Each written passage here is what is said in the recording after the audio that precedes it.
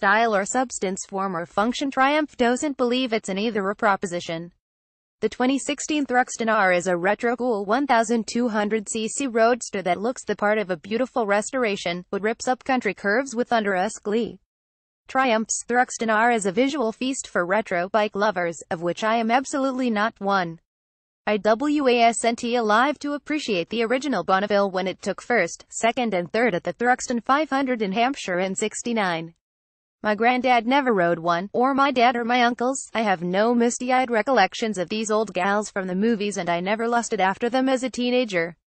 That's not to say I can't appreciate a good-looking machine, and this is clearly one of those. The wide-open cradle frame, that muscular 1200cc parallel twin standing defiantly erect, the shiny polished triple clamps, the bullet hole rivets around the engine casings. I thought my dog drooled a lot watching me eat pizza, until I'd seen the reactions this bike inspires in grown men. Then, there's the overtly retro details, the metal tank strap, the classy analog clocks, the Monza-style fuel cap, which opens with a satisfying click to reveal a practical hidden lock. Is that a points cover on the engine casing? No, it's not. But it sure looks like one.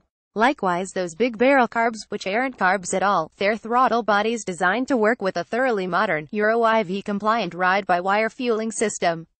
But it's not these details that catch the eye of a cynical middle-aged hoon like me.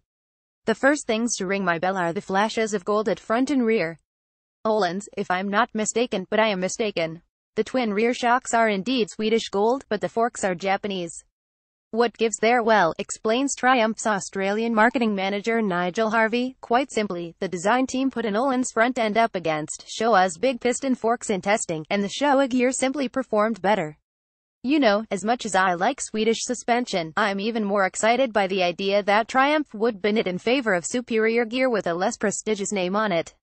Between the suspension, the chunky Brembo monoblock brakes and the Pirelli Diablo Rosso Corsa tires, my first impression is that this thing may be as much about substance as style. And that, Harvey tells us, is exactly the point. The Bonneville was the superbike of its day, a bona fide beast that won on Sunday, sold on Monday, and earned its cred on the racetrack as the cafe racer movement got rolling. The comparatively flaccid performance of previous Thruxton models was an odd way to service that legacy, and Triumph is keen to make sure this 2016 R version packs a punch commensurate with its heritage. To that end, the big twin motor from the T120 has been retuned and renamed from high torque to high power. Let's not tell the T120 that it's got higher torque too, than 112 Nm of it, spinning up to 96 horsepower at a snarling 6,750 revolutions per minute. That's enough to hoik up a lavish second gear wheelie, or third if you've got some skills. It's also enough to roll through town with a muted thunder beneath you, as we discover rolling out of Wodonga during the bike's Australian launch event. At low revs, the engine's 270-degree crank and twin counterbalancers give a chesty audio thump and just enough controlled vibration to give the thing some life. In the confines of a city, the Thruxton delivers a very satisfying modern classic ride, and draws eyeballs at the rate you'd expect given its striking profile. But that's not what we're here for. Nigel Harvey isn't thinking of the children when he's leading a bike launch, as we discovered when we took the Tiger Sport 1050 out a few months ago. However many speeds the bike is capable of, that's how many we're gonna be doing, and one of these days the lot of us are bound to end up looking sheepish on the front page of a local paper somewhere. When the roads open up and get wide and lonely, a group of right elbows suddenly begin to feel very heavy, and wrists are dropped to accommodate. Now, it would be irresponsible to compare the Thruxton's performance and handling to a flat-out sports bike or super naked. But this thing can definitely hold its own, carving corners with purpose and aggression. The R's seat is a touch higher than the standard Thruxton due to elevated rear ride height, which sharpens the steering head angle nicely and makes the bike a pleasure to turn. I didn't feel the need to touch the suspension adjusters at all. This bike handles beautifully out of the box. Gear selection is a total smorgasbord. You've always got 2 or 3 options for a given corner. You can grunt it out, enjoying each explosion and riding a magic carpet of torque, or if you want to juice every possible bit of acceleration out of the motor, you can wind it up and let it roar. At the pace Nigel is leading, I need a recharging pony, so I stick with the latter. Triumph has nailed the transition to ride-by-wire. The fueling is superb, with no surprises or often snatchiness. The Thruxton offers multiple riding modes: rain, road, sport, which are pretty much entirely redundant given how good the sport map is. Likewise, the traction control, she's a torquey bike but super manageable. So do we really need it? A man could easily wear out his keyboard complaining about unnecessary default safety systems on today's motorcycles, but this bladder of mine needs emptying even though there's a gale blowing and I've got no shoes on. It's 7 buttons to turn off traction control every time you start the bike, another 8 for ABS, and the bike defaults to road mode so you have to thumb your way into sport mode every time you turn the bike on. If this is a bike for performance-focused riders and it does more than live up to that mantle, then give us all the electronic goodies, but remember our settings when we turn it off. Simple. The way it's done here feels like my 1200cc He-Man Thundercrotch human flight device has been programmed by an overprotective auntie. And that's no shot at Triumph. Everyone does the same thing, with rare exceptions. It's a swing at the industry and the increasingly sterile regulatory environment we live in. Enough said. I don't tend to get along well with clip-on handlebars, but the Thruxton's riding position is surprisingly pleasant with those bars raised to a very civilized position. You could tour on this thing. Wait, that's the wrong way to put it, because it invites comments like, mate, I circumnavigated the globe riding a sharpened stick luxury. I rode a flaming rod bristling with spikes to the North Pole with sriracha chili sauce in my underpants.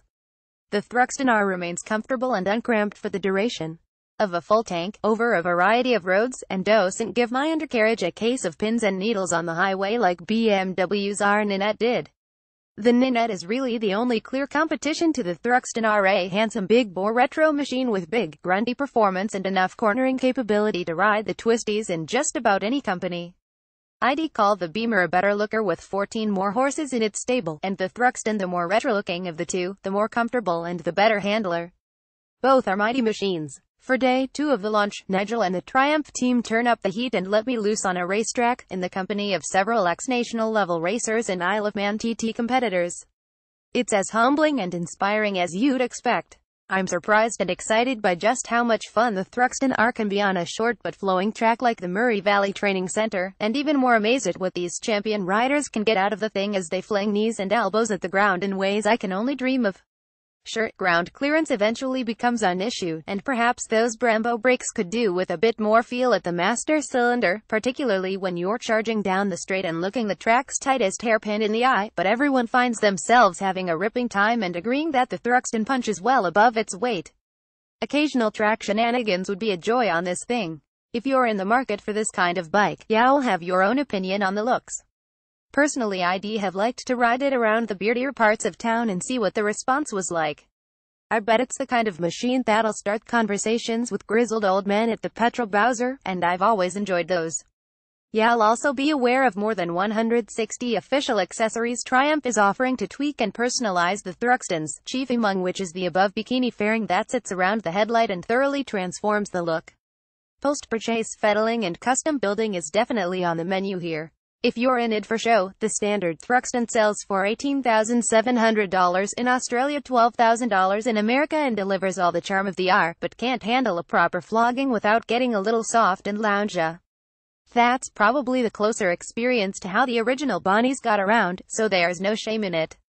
But if you need one bike to rule them all, with style for days and a genuine mean streak on a twisty road, the Thruxton R is the Uncle Drew of motorcycles, a young athlete in a very convincing old man disguise. Yours for $21,100 in Australia, $14,500 in America, and well worth the extra dollars if you're gonna ride it like your granddad stole it. Thanks to Nigel Harvey in Triumph Australia.